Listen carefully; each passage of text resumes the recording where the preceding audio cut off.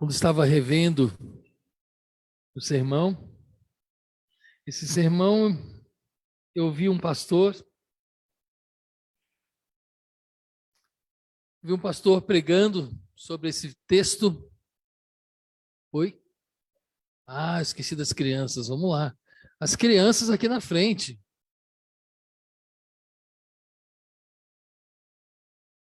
Olha como a igreja está ficando bonita, ó. Cada dia, domingo passado nós tínhamos quantos mesmo? Tínhamos 6, né? Hoje tem 4, mas teve um domingo teve 8, né? Teve 8 crianças. Olha que bênção. Isso aí é o futuro da igreja. Estenda sua mão, vamos orar por eles. Paizinho querido, nesse momento queremos colocar a vida dos nossos filhos, dessas crianças, diante do Senhor. Que o Senhor traga a porção do ensino da tua palavra para o coraçãozinho deles agora, nesse momento, ali na classinha.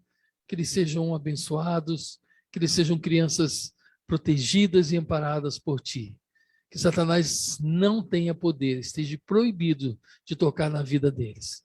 Nós abençoamos e nós clamamos ao Senhor pela tua presença constante na vida das nossas crianças, em nome de Jesus. Abençoa os professores, que eles possam ter uma noite também muito agradável ali na tua presença, em nome de Jesus. Amém. As crianças vão para a classe. Logo, logo vai ter mais crianças aí. Hoje eu estava ontem conversando com o Cadu, pastor Cadu, que vamos confeccionar berços, né? Berços, porque já nasceu aí o Isaac, né? E já nasceu aí, né? De vez em quando o pai vai trazer, o Cristo vai trazer o filho também de vez em quando. Deixa crescer um pouquinho mais, né, Cristo? Mas vai trazer o filhão aqui também. E tá para nascer ainda fugiu o nome, que é o do André e da Suzane? Samuel, isso. Samuel tá para vir aí logo, logo. E vamos ter que confeccionar berços aqui, fazer o nosso berçário. Olha que bênção, né? Coisa da igreja crescendo. E eu estava falando, irmãos, que nesse mês estava ouvindo um pastor muito conhecido trazer uma meditação sobre o Salmo 56. Eu fiz algumas anotações, mas aquele salmo não me saiu da cabeça porque há 2 semanas atrás eu tinha ouvido nas minhas férias uma outra meditação no Salmo 55. E aí eu comecei a procurar o contexto desse salmo. Comecei a ligar as coisas que havia ouvido, estavam guardadas no meu coração. E Deus trouxe uma palavra que eu gostaria de compartilhar nessa noite com vocês. E o tema da nossa mensagem é as formas de derramar lágrimas. As formas de derramar lágrimas diante de Deus. Vamos abrir a palavra de Deus em Salmo 56, versos 8.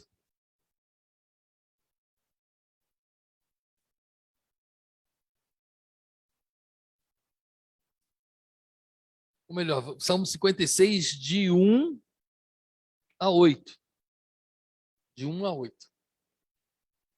Diz a palavra de Deus: tem misericórdia de mim, ó Deus, porque o homem procura ferir-me e me oprime pelejando todo dia. Os que me espreitam continuamente querem ferir-me, e são muitos os que atrevidamente me combatem.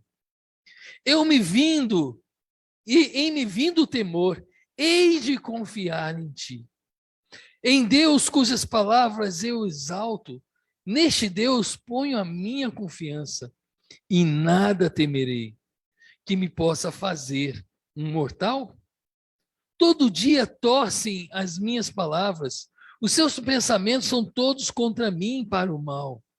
Ajuntam-se, escondem-se, espionam os meus passos, como aguardando a hora de me derem cabo da vida. Dá-lhe a retribuição segundo a sua iniquidade. Derruba os povos, ó Deus, na tua ira. Contaste os meus passos quando sofri perseguições. Recolheste as minhas lágrimas no teu odre. Não estão elas escritas no teu livro? Amém? Vemos aqui um homem angustiado. Vemos aqui um homem que estava sofrendo perseguição, sofrendo calúnia, uma pressão violenta. E quem era esse homem? Era o grande rei Davi. E olhando o contexto, irmão, todo o contexto desse texto que nós encontramos lá nos livros de Samuel, 1º e 2º Samuel, Davi estava fugindo nesse momento do rei Saul. E nessa fuga, ele acaba sendo preso na cidade de Gate pelos filisteus. Aquele mesmo povo da famosa história do gigante que ele havia matado. Você consegue imaginar? Davi mata o gigante filisteu. Ele mata o principal lutador, humilha aquele povo que zombava de Israel. E agora ele fugindo do seu rei, ali, Saul, ele é preso, ele vai parar na cidade de Gate, que é uma cidade onde habita o povo filisteu. Você imagina, você acha que aqueles homens iam lembrar dele? Você imagina a cena? Consegue imaginar? Mas o interessante é que antes dele ser preso em Gate, ele vai até a cidade de Nob, está lá em 1 Samuel 21:1, e se encontra com o sacerdote Aimeleque. Davi estava sem comida, ele estava fugindo, e ele se encontra com esse sacerdote, e ele suplica ao sacerdote por comida e pelo menos por espada. Ele não tinha nem a sua espada. E ele não tinha comida. E aí Ameleque, o sacerdote, fala: olha, eu não tenho comida normal para te dar, eu tenho a comida que é oferecida a Deus. A comida, aquele pão que é o pão santo, aquele pão separado, consagrado. E ele diz: se você estiver puro de coração, se você não tiver, o texto diz, tocado em nenhuma mulher, você e seus homens, porque até aquele momento Davi ainda tinha alguma companhia, mas eles estavam todos desarmados. E no caminhar ele vai perdendo seus homens, eles vão embora e vão deixando Davi sozinho. E aí Davi fala: sim, eu estou puro. E aí aquele sacerdote dá aquela comida para Davi. E aí ele fala: e a espada? Você não tem nenhuma espada. O sacerdote Ameleque diz: eu tenho uma espada. A espada do gigante que você matou. E aí ele pega aquela espada do gigante e continua a sua fuga e é preso na cidade de Gate. E quando encontra o Davi, ele estava com a espada do gigante que ele havia matado. O que você acha que aquele povo ia fazer com Davi? Mas a história é tão interessante que Davi, para escapar da morte, ele se finge, diz o texto, em 1 Samuel 21:9, que ele estava louco. E aí o texto diz que ele começa a babar, falar, eu estou meio...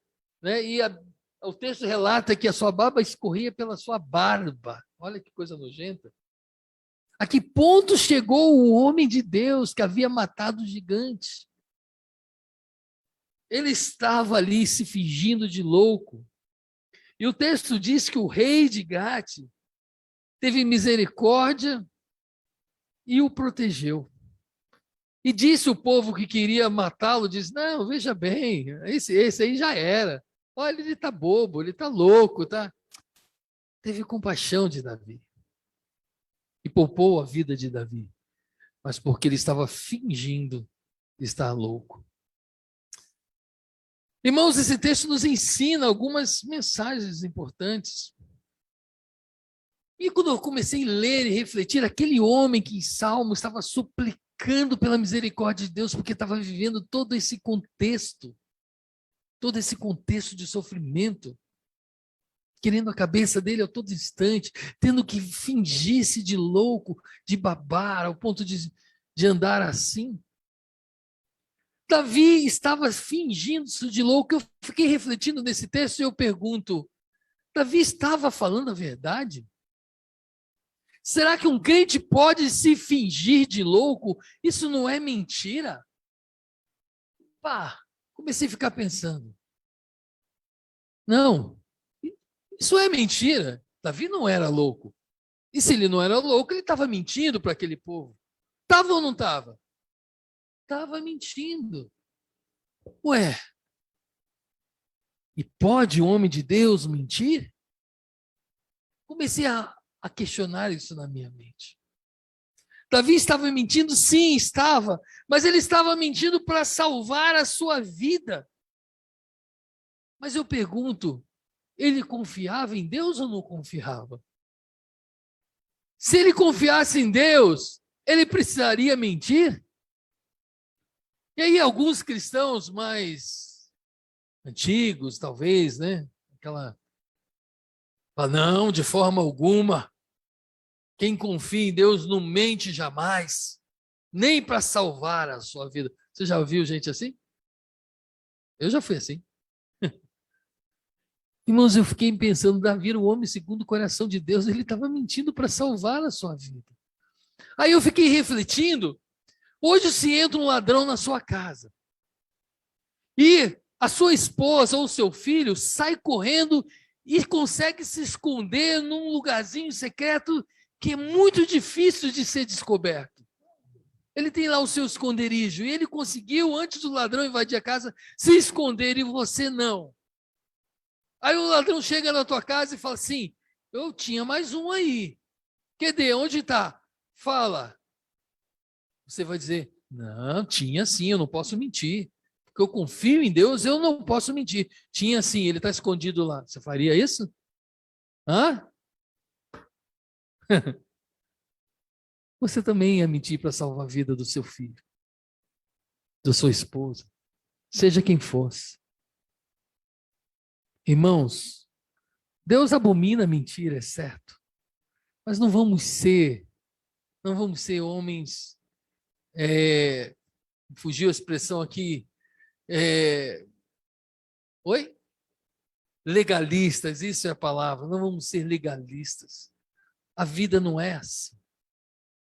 E aí nós chamamos, Davi estava assim, era um homem segundo o coração de Deus, e era um homem que mentiu para salvar a sua vida.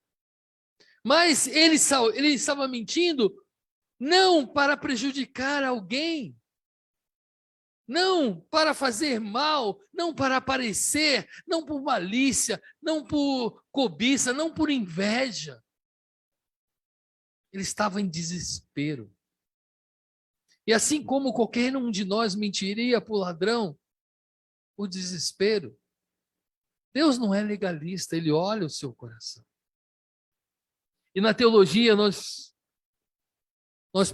temos uma que chama-se teologia de tarefa.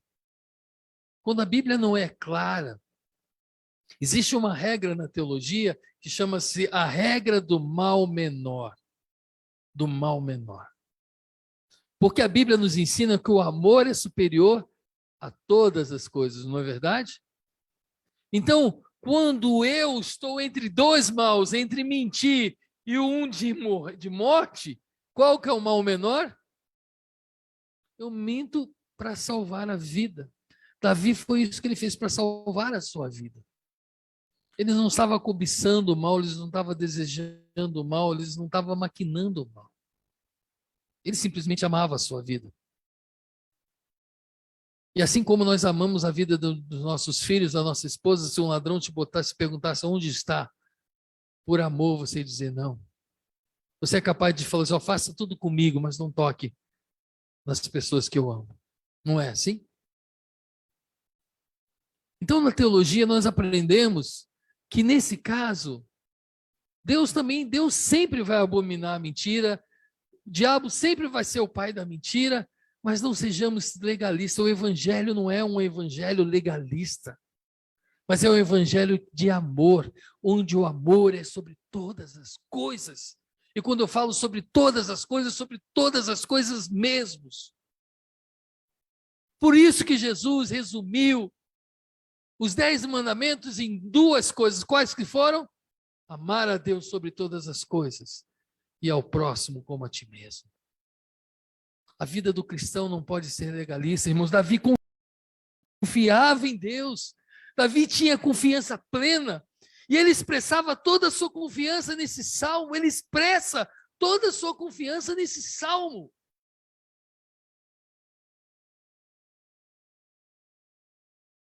E não foi só nesse salmo. Tantos salmos Davi expressava que ele confiava em Deus. No Salmo 23, o que ele diz? Ainda que eu ande pelo vale da sombra da morte, não temerei mal algum. Davi sabia que Deus estava presente naquele momento de sofrimento, ao qual ele tinha que mentir para salvar a sua vida, se fingir de louco. Ele confiava em Deus, e ele sabia que Deus estava com ele, naquele vale da sombra da morte. A confiança de Davi era inabalável.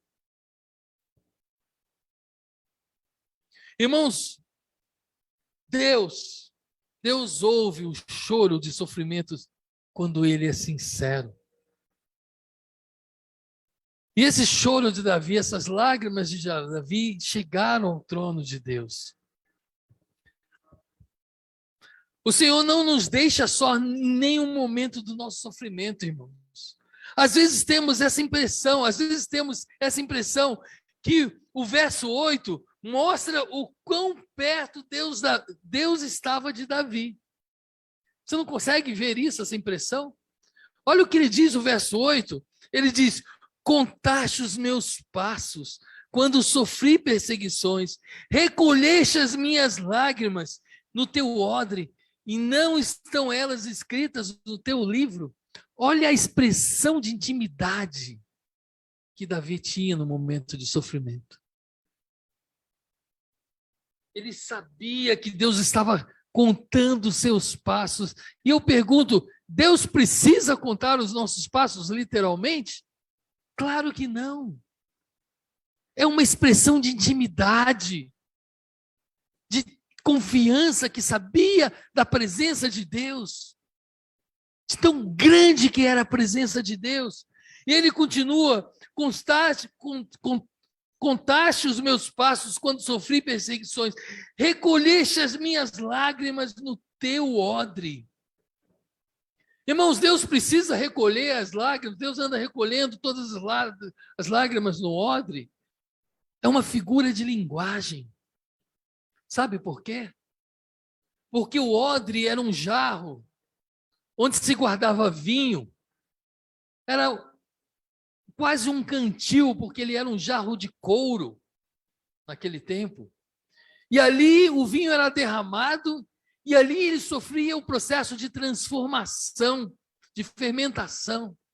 Quando Davi fala que recolhesse as minhas lágrimas no teu odre, Davi tinha confiança que as lágrimas dele estariam passando por um processo de transformação. Aleluia! Essa era a confiança dele, que as lágrimas deles no odre de Deus se transformariam em alegria, se transformariam em felicidade, em sorriso. Porque Deus, quando recolhe as nossas lágrimas, é uma expressão. Ele diz para nós, eu estou transformando a sua dor. Né? Estou transformando a sua dor em alegria, né, Barone? Aleluia! Eu estou transformando. É um processo de transformação, o odre de Deus. E ele diz, não estão elas escritas, as minhas lágrimas não estão escritas no teu livro? Será que Deus escreve as lágrimas? Não, outra expressão. Significa que Deus não esquece das nossas lágrimas, irmãos. Deus não esquece da sua lágrima, querido, quando você está sofrendo e quando você confia nele. E as suas lágrimas estão no odre de Deus. Serão transformadas em alegria, em felicidade.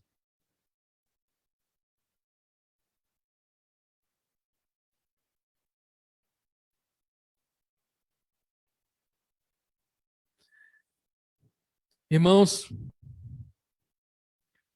anote isso no seu coração. Essa expressão pode nos ensinar muito, porque o odre de Deus, o Senhor coloca as nossas lágrimas também em um lugar onde Ele coloca e registra tudo aquilo que nós depositamos diante dele. Onde Deus está transformando as nossas lágrimas em nossa dor, nos nossos sofrimentos em alegria. E Deus transforma a tristeza em alegria. Diz um texto, João 16, 20. Em verdade vos digo, que chorareis e lamentareis, e o mundo se alegrará. Vós ficareis tristes, mas a vossa tristeza se converterá em alegria. João 16, 20. João 16, 20. Essa é uma verdade. Mas será que Deus transforma toda a tristeza em alegria? Será que todas as nossas tristezas, as nossas lágrimas, serão guardadas no odre de Deus para serem transformadas? Agora vem a segunda forma de derramar lágrimas. Em Malaquias 2, 13 e 14, vamos ler? Malaquias, você pode abrir a sua Bíblia. 2, versículos 13 e 14. Diz o seguinte: ainda fazei isso, cobris o altar do Senhor de lágrimas, de choro e de gemidos, de sorte que ele já não olha para a oferta, nem aceita com prazer da vossa mão. E perguntais, por quê? Por quê? O Senhor foi testemunha da aliança entre ti e a mulher da tua mocidade, com o qual tu fostes desleal, sendo ela tua companheira e mulher da tua aliança.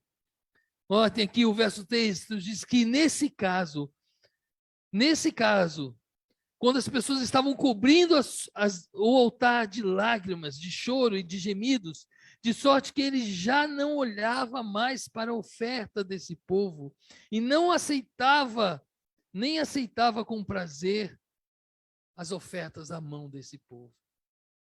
Nesse texto, Malaquias relata um povo que chorava lágrimas, mas que Deus não ouvia o choro, não ajuntava as lágrimas daquele povo.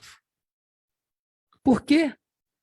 Porque é um povo, diz o verso 14, que estava com uma vida errada diante de Deus. Irmãos, vemos nesse texto o pecado separando o povo de Deus das bênçãos de Deus, da alegria do Senhor. Vemos aqui nesse texto o oposto de Deus. Nós vimos antes um Deus que recolhe as nossas lágrimas para ser transformadas. E aqui nós vemos um Deus que fechava os olhos para a lágrima daquele povo. Irmãos, aquele povo registrado aqui em Malaquias era um povo que estava em pecado. E os nossos pecados impedem que nossas súplicas sejam atendidas pelo Senhor. Eram lágrimas que foram ignoradas. Olha, lemos aqui Hebreus 12, 17. Vamos ver, Hebreus 12, 17.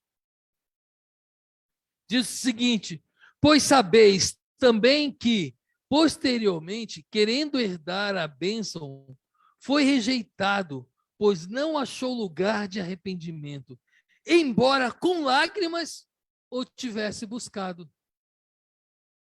Com lágrimas o tivesse buscado. Pois sabeis também que, posteriormente, querendo herdar a bênção, foi rejeitado. Rejeitado por quem? Por Deus. Pois não achou lugar de arrependimento, embora com lágrimas o tivesse buscado. Há uma enorme diferença entre chorar a essência do sofrimento ou chorar a consequência do sofrimento. Vemos aqui os dois tipos de choro. Um que chora a essência do sofrimento e um que chora a consequência do sofrimento. Irmãos, Davi chorava a essência do seu sofrimento. Era um sofrimento de alma, mas era um homem segundo o coração de Deus. Era um homem que tinha sua confiança inabalável no Senhor. Mas tem pessoas que choram a consequência do sofrimento, que é quando eles estão chorando o castigo de Deus. Quando eles estão chorando o castigo que é consequência do pecado. A Bíblia diz que o pecado gera dor e sofrimento. O pecado consumado, diz a Bíblia, gera morte. E tem consequências não somente para este mundo, mas para o mundo vindouro. Tem muita gente que chora, mas chora sem arrependimento. Choram e sofrem com as consequências do seu desvio, do seu abandono do Senhor, de uma vida longe de Deus, de uma vida de pecado. E para esses, a palavra de Deus diz que Ele não recolhe as lágrimas no seu odre e não transforma essas lágrimas em alegria. Diz bem claro Hebreus, né? Embora com lágrimas tivessem buscado, essa oração foi rejeitada pelo Senhor.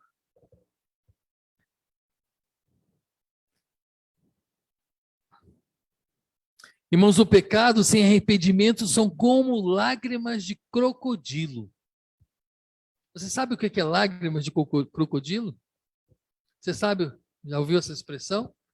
O crocodilo, quando está se alimentando, quando ele aperta com aquela força a sua mandíbula, ele espreme as suas glândulas, né? Que produzem saliva, não, que produzem lágrimas, e aí ele chora quando ele está comendo. Só que ele não está chorando de dor ou de sofrimento. Ele está chorando porque está matando a sua fome. Quando a expressão lágrimas de crocodilo é aquele choro sem arrependimento, porque ele está gostando da vida, das coisas que ele está fazendo. Quando uma pessoa, a gente usa a expressão, isso aí é lágrimas de crocodilo, é uma pessoa que não está arrependida do seu pecado. Não está arrependida, mas chora apenas a consequência da sua vida de erro e consequência de erro e pecado. Quando estamos chorando, quando estamos sofrendo e choramos pela consequência desse choro, de uma vida longe do Senhor, a promessa do Senhor de transformar lágrimas em sorriso não se aplica na vida dessas pessoas. Não se aplica na vida dessas pessoas. Portanto, irmão, se você está sofrendo nessa noite, se você tem vivido na sua vida e você olha para trás, você lembra quantas vezes você chorou diante de Deus? Eu lembro de muitas vezes que eu dobrei os meus joelhos e chorei diante de Deus. Já chorei diante de Deus pedindo cura. Já chorei diante de Deus pedindo perdão, arrependido. Já chorei diante de Deus de vergonha. Já chorei diante de Deus de alegria por bênção recebida. Já chorei diante de Deus por tamanho sofrimento. Sofrimento de rejeição, sofrimento de sentimento de abandono.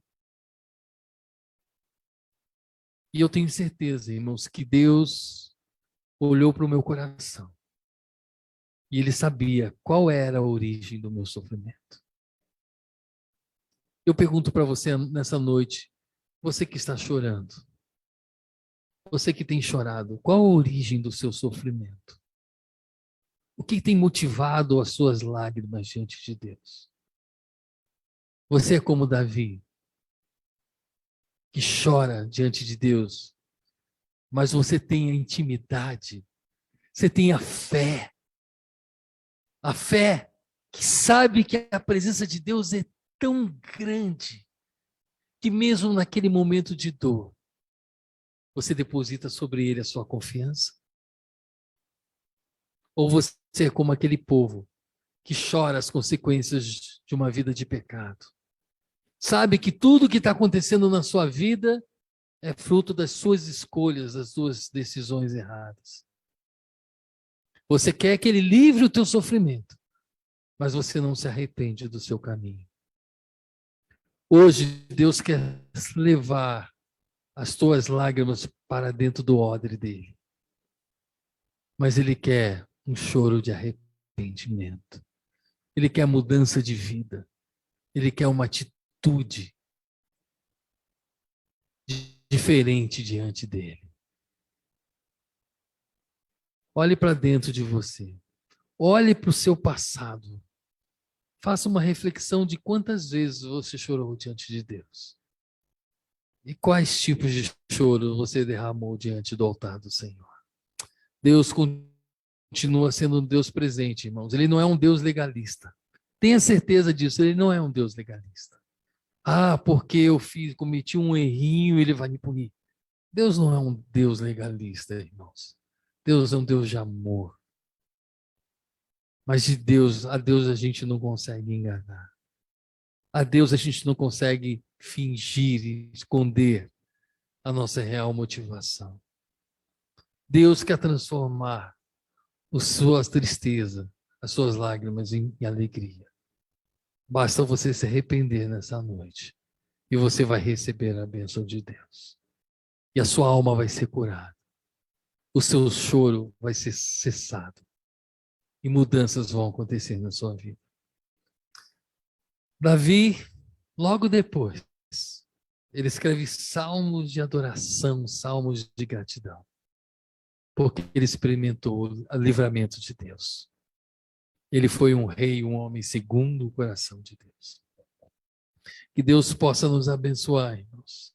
Que Deus possa guardar essas palavras no seu coração. E quando vier o sofrimento, faça uma reflexão.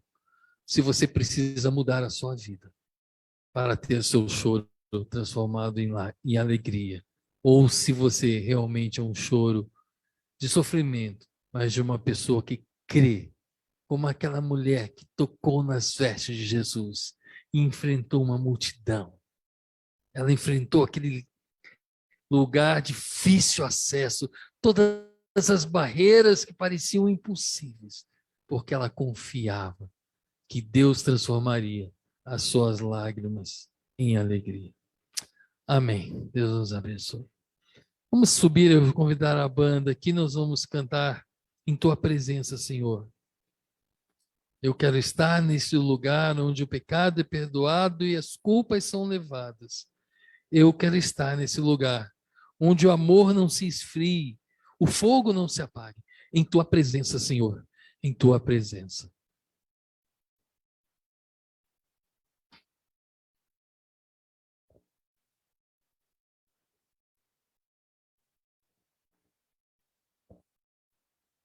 Eu vou pedir para a Sarinha trazer a listinha para a gente.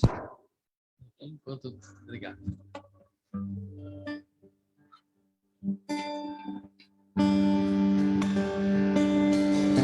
Feche os seus olhos, aí você na sua casa. Se Deus falou com você, feche os seus olhos, faça desse cântico a sua oração.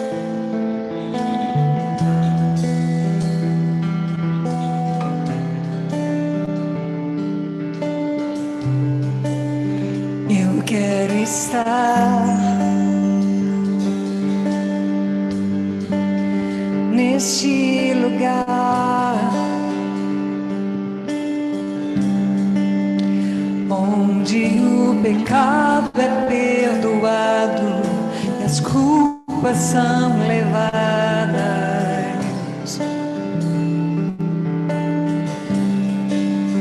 Eu quero estar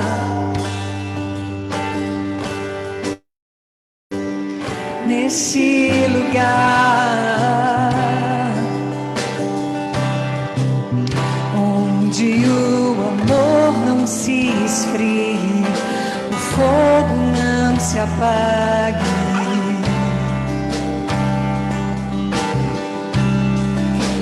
Tua presença, Senhor Jesus, eu quero estar em tua presença,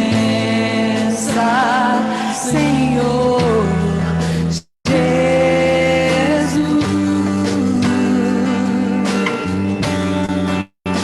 Santo Espírito,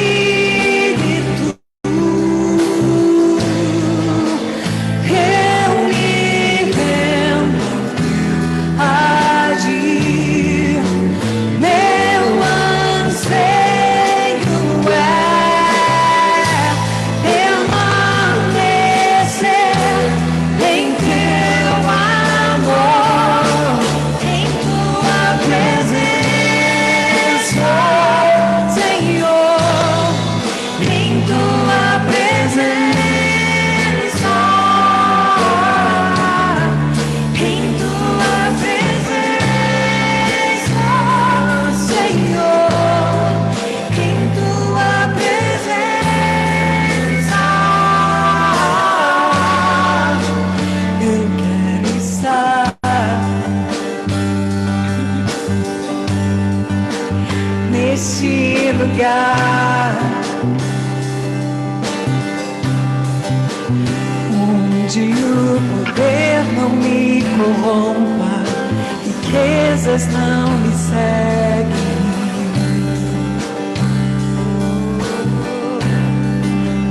Eu quero estar neste lugar onde o mundo não me atraia, paixões não me seduzam. Em tua presença, Senhor Jesus, eu quero estar em tua presença, Senhor Jesus.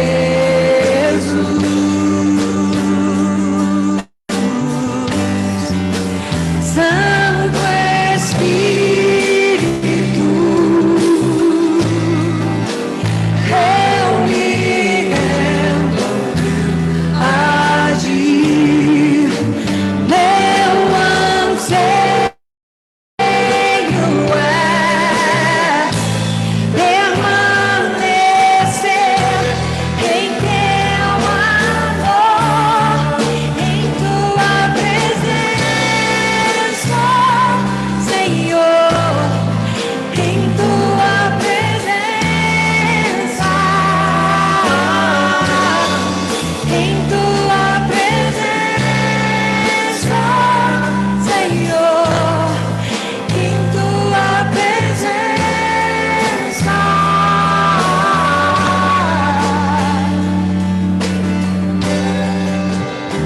Aleluia. Se Deus falou ao seu coração, eu não sei como é que você tem vivido, mas eu sei que estamos vivendo um período de sofrimento. Tem muitas pessoas machucadas até com o próprio Evangelho. Muitas pessoas que saem das suas igrejas feridas, chorando. Mas Deus quer renovar uma aliança com você. Deus quer dizer para você que hoje é tempo de você se arrepender. Deus quer dizer para você que hoje é tempo de você perdoar. Às vezes, irmãos, precisamos se arrepender e precisamos juntos aprender a perdoar. Porque geralmente queremos atribuir a culpa apenas ao outro que nos magoou. Mas precisamos ter um coração humilde de entender que eu também preciso me arrepender.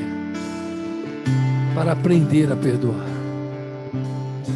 Quando o Senhor trabalha nas nossas vidas, um sentimento, coloca no nosso coração um sentimento de arrependimento, Ele vai levar a você a perdoar.